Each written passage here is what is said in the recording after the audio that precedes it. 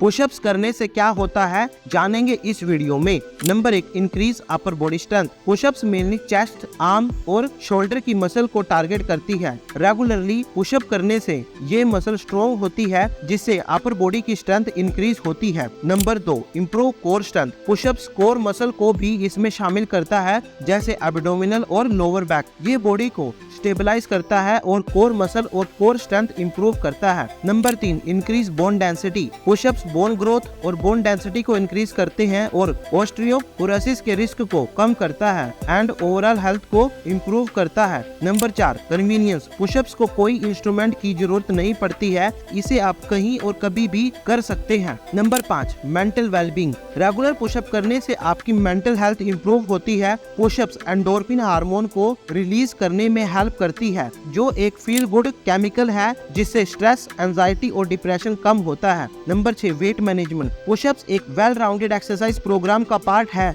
जो वेट को मेंटेन करने में कंट्रीब्यूट करता है और मसल मास को इंक्रीज करता है, मेटाबॉलिज्म को बूस्ट करता है और कैलोरी को बर्न करता है। तो अगर ये वीडियो आपको इन्फॉर्मेटिव लगी हो तो आपको ये दोनों वीडियो भी इन्फॉर्मेटिव लगेगी। जय हिंद, वंदे मातरम।